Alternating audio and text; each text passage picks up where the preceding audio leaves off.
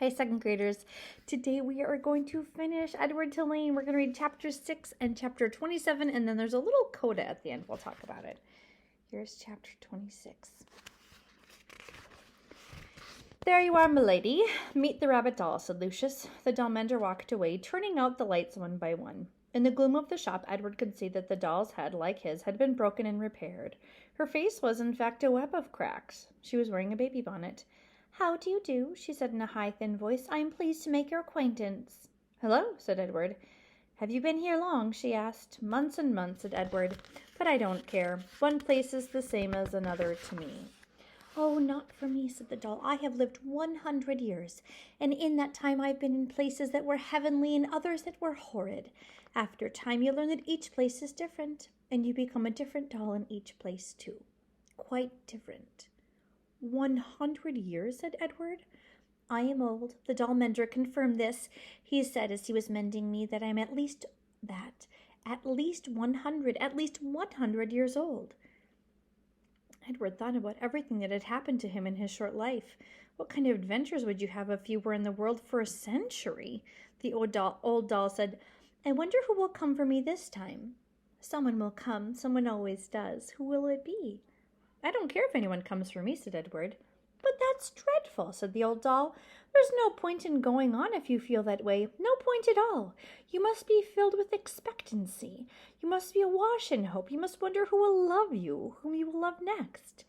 I am done with being loved, Edward told her. I'm done with loving. It's too painful. Pish, said the old doll. Where's your courage? Somewhere else, I guess, said Edward. You disappoint me, she said. You disappoint me greatly. If you have no intention of loving or being loved, then the whole journey is pointless. You might as well leap from the shelf right now and let yourself shatter into a million pieces. Get it over with.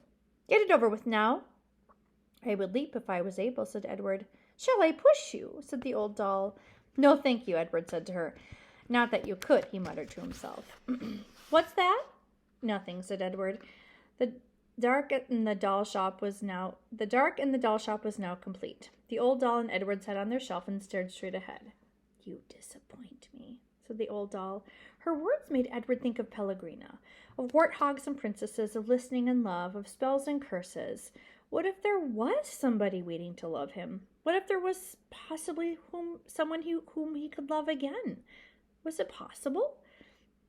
Edward felt his heart stir. No, he told his heart, not possible, not possible. In the morning, Lucius Clark came and unlocked the shop. Good morning, my darlings, he called out to them. Good morning, my lovelies. He pulled the shades on the windows. He turned on the light over his tools. He switched the sign on the door to open. The first customer was a little girl with her father. Are you looking for something special? Lucius Clark said to them. Yes, said the girl. I'm looking for a friend. Her father put on her shoulders, and they walked slowly around the shop. The girl studied each stall carefully. She looked Edward right in the eyes. She nodded at him. Have you decided, Natalie? Her father asked. Yes, she said. I want the one in the baby bonnet. Oh, said Lucius Clark, you know that she is very old. She's an antique. She needs me, said Natalie firmly. Next to Edward, the old doll let out a sigh. She seemed to sit up straighter. Lucius came and took her off the shelf and handed her to Natalie. And when they left, when the girl's father opened the door for his daughter and the old doll, a bright shaft of early morning light came flooding in, and Edward heard quite clearly, as if she were still sitting next to him, in the old doll's voice. Open your heart, she said gently. Someone will come.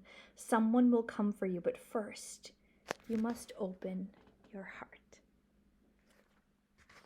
The door closed. The sunlight disappeared. Someone will come. Edward's heart stirred. He thought for the first time in a long time of the house on Egypt Street and of Abilene winding his watch and then bending toward him and placing it on his left leg, saying, I will come home to you. No, he told himself, don't believe it. Don't let yourself believe it, but it was too late. Someone will come for you. The China Rabbit's heart had begun again to open. Chapter 27. Seasons passed, fall and winter and spring and summer. Leaves blew in through the open door of Lucius Clark's shop, and rain, and the green, outrageous, hopeful light of spring. People came and went, grandmothers and doll collectors and little girls with their mothers. Edward Tulane waited. The seasons turned into years. Edward Tulane waited. He repeated the old doll's words over and over until they were a smooth groove of hope in his brain. Someone will come.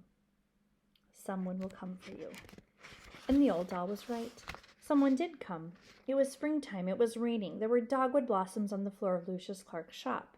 She was a small girl, maybe 5 years old, and while her mother struggled to close a blue umbrella, the little girl walked around the store, stopping and staring solemnly at each doll and then moving on. When she came to Edward, she stood in front of him for what seemed like a long time. She looked at him, and he looked back at her. Someone will come, Edward said. Someone will come for me. The girl smiled, and then she stood on her tiptoes and took Edward off the shelf. She cradled him in her arms, and she held him in the same ferocious, tender way Sarah Ruth had held him.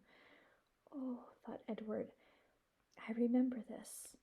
Madame, said Lucius Clark, could you please attend to your daughter? She's holding a very fragile, very precious, quite expensive doll.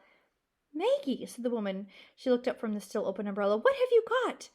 A rabbit, said Maggie. A what? Said the mother. A rabbit, said Maggie again. I want him. Remember, we're not buying anything today. We're looking only, said the woman. Madame, said Lucius Clark, please. The woman came over and stood over Maggie. She looked down at Edward. The rabbit felt dizzy. He wondered for a minute if his head had cracked open again, if he was dreaming. Look, Mamma, said Maggie. Look at him. I see him, said the woman. She dropped the umbrella. She put her hand in the locket that hung around her neck, and Edward saw then that it was not a locket at all. It was a watch. A pocket watch. It was his watch. Edward, said Eveline. Yes, said Edward. Edward, she said again, certain this time. Yes, said Edward. Yes, yes, yes. It's me. It's a little Coda ending right here. Once there was a tiny rabbit who was loved by a little girl. The rabbit went on an ocean journey and fell overboard and was rescued by a fisherman. He was buried under garbage and unburied by a dog. He traveled for a long time with the hobos and worked for a short time as a scarecrow. Once there was a rabbit who loved a little girl and watched her die. The rabbit danced on the streets of Memphis. His head was broken open in a diner and was put together again by a doll mender. And the rabbit swore that he would not make the same mistake of loving again. Once there was a rabbit who danced in a garden of springtime with the daughter of the woman who had loved him at the beginning of his journey. The girl swung the rabbit as she danced in circles. Sometimes they went so fast, the two of them, it seemed as if they were flying. Sometimes it seemed as if they both had wings. Oh, once, oh, marvelous once, there was a rabbit who found his way home. End of book.